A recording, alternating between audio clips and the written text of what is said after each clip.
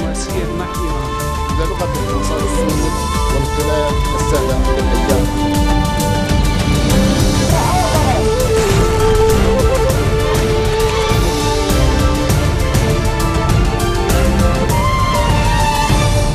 Good afternoon, you're watching the English newscast on Future Television. I'm Mahmoud Tamim and these are today's top stories. Telecommunications Minister Boutros Harib says he would pick Marada movement leader MP Sleiman Frangieh if he had to choose between him and Free Patriotic Movement founder MP Michel Aoun. The Syrian Opposition Council says it will not attend peace negotiations if a third party joins the talks.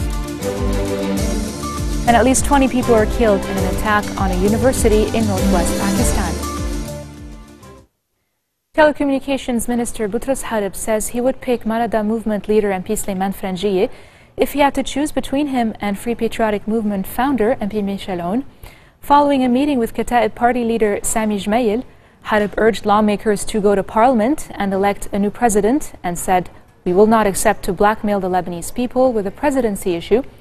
A meeting was held in Ma'rab on Monday between Aoun and his wartime rival Lebanese Forces chief Samir Jaja, during which the latter nominated the MP for the presidency. The move was seen as a breakthrough in ending the presidential vacuum, putting into serious question an initiative started by future movement leader Saad Hariri to elect Aoun's longtime ally Sleiman Frangieh. Free Patriotic Movement leader Gebran Bassil says his party is seeking to get all Christian factions united behind Michel Aoun's presidential candidacy. Bassil was speaking in a news conference following a meeting with Kata'ib party leader Sami Jmail in Beirut. "We want the joy of electing a president to be shared by everyone, and that is our goal," he added before scurrying off without taking questions from reporters. LBCI later quoted Jmail as saying he will study the issue and declare his position at a later time. The Kata'ib party is now left without a presidential candidate since Lebanese Forces leader Samir Jaja pulled out of the race and endorsed Aoun 2 days ago.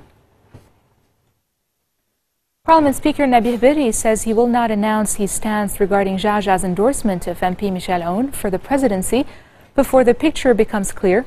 Addressing his visitors in Ain Tine, Berri said, "As the head of the Amal movement, I will bring together the Leadership Council and the Politburo when the picture becomes clearer to take the final stance regarding the presidency." Asked about the rapprochement between the two men, Berri said, "What happened confirms my theory that there are no enmities among the Lebanese, and it created a positive atmosphere for Christians." But the speaker stressed that the decision taken by Jaja was not sufficient to end the presidential vacuum. The next session for Parliament to elect a president is on February 8th, but it is not yet clear whether Lebanon will have a new head of state on that date, and if Aoun can garner enough votes to be elected.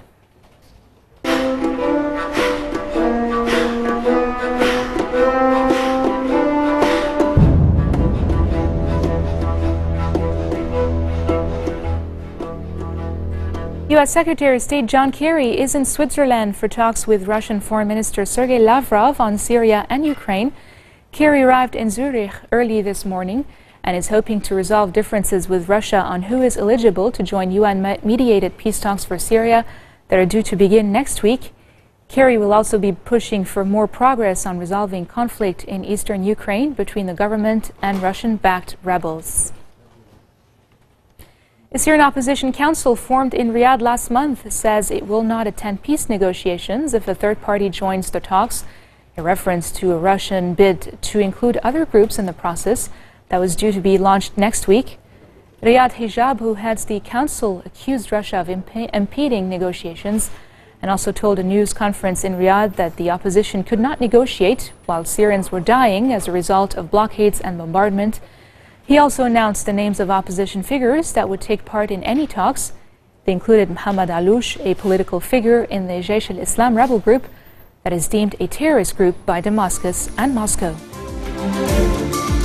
Actor Leonardo DiCaprio launches a ferocious attack on the greed of the world's energy industry at the World Economic Forum in Davos. More details coming up next.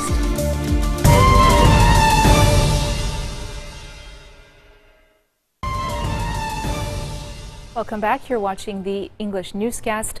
ISIS published pictures of 9 militants it says carried out the November 13 attacks, which killed at least 130 people in Paris, including 2 identified as Iraqis.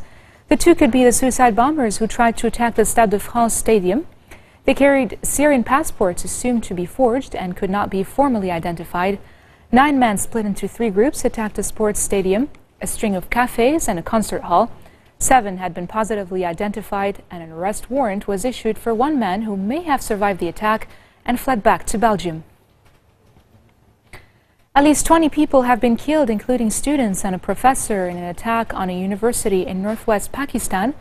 Attackers scaled a wall and cut through barbed wire at the Bacha Khan University in Charsada, about 140 kilometers from the capital, Islamabad. A security official said the death toll could rise to as high as 40. And still in Asia, Chinese state television has aired a confession of a detained Swedish human rights activist accused of operating an unlicensed right groups in China. The organization that Peter Dahlin worked for, named China Urgent Action Working Group, described the TV appearance as an apparent forced confession. The Chinese state news agency said Dahlin worked for an illegal organization that sponsored activities which jeopardized China's national security. China Action said the confession was forced in order to incriminate Dahlin. The European Union called for full transparency. Former U.S. vice presidential candidate and reality TV star Sarah Palin has given her backing to Republican frontrunner Donald Trump. The former governor of Alaska told supporters gathered at a rally in the U.S. state of Iowa that Trump would kick ISIS' ass, in her words. This is a person who I've known for a long time, who I've respected for so long, an incredible husband, an incredible family, and somebody that when I heard that she was going to endorse me, I was so honored. You have no idea how honored. And I would like to bring up, if I might, Governor Sarah Palin. Special, special person. Thank you. The opening ceremony of the annual meeting of the World Economic Forum was held in the Swiss city of Davos on Tuesday. The theme of this year's forum is Mastering the Fourth Industrial Revolution. Other topics on the agenda include sustainable development of the world economy, global warming and the environment, as well as the refugee crisis and anti-terror issues. Actor Leonardo DiCaprio was handed a Crystal Award at the 22nd Annual Crystal Awards and demanded more action on climate change. Together we are fighting to preserve our fragile climate from irreversible damage and devastation of unthinkable proportions.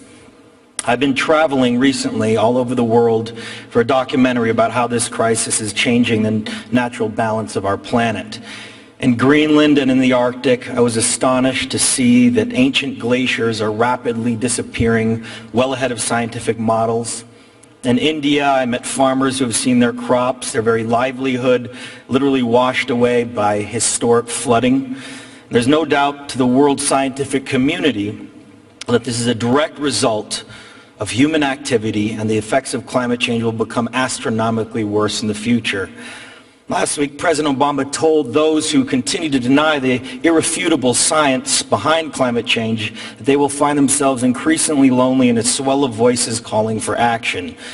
But studies also show us that those who deny the reality of climate change will also find themselves less economically successful. We simply cannot afford to allow the corporate greed of the coal, oil, and gas industries to determine the future of humanity.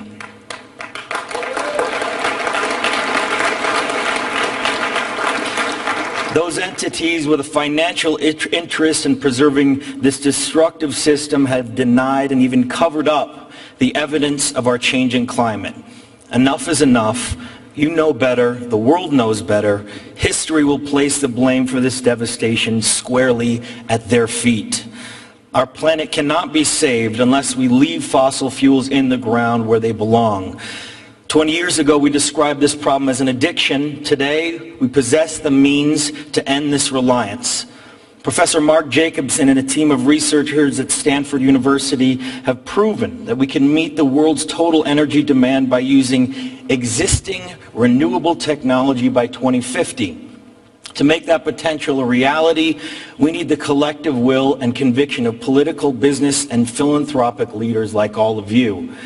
This transition is not only the right thing for our world, it makes clear economic sense, and it is possible within our lifetime. A shift of this magnitude will save nearly $42 trillion in global energy costs while creating 20 million new jobs.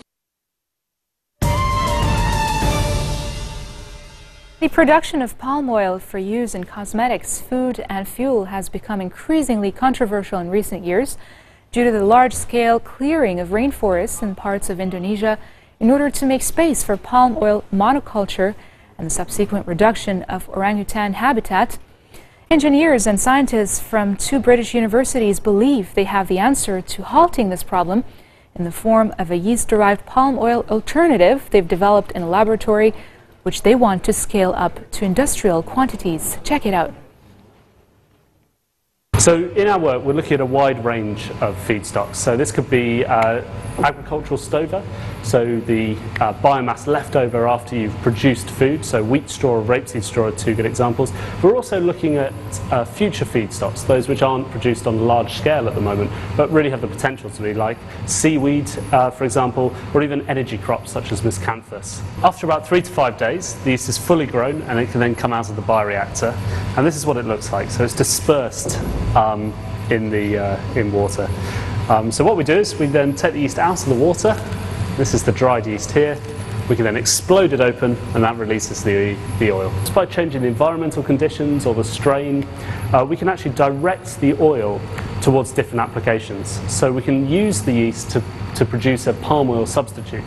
So it has a biochemical composition very similar to palm oil, and therefore it has the same physical properties. So it's as thick as palm oil. We can also direct the yeast towards more rapeseed oil type potential use for biofuels. So at the moment, we've been producing this oil on a lab scale. Over the next 4 years, we want to do a lot of work to take it from a roughly 2-litre scale that we're working on at the moment, all the way up to the 30,000 litre.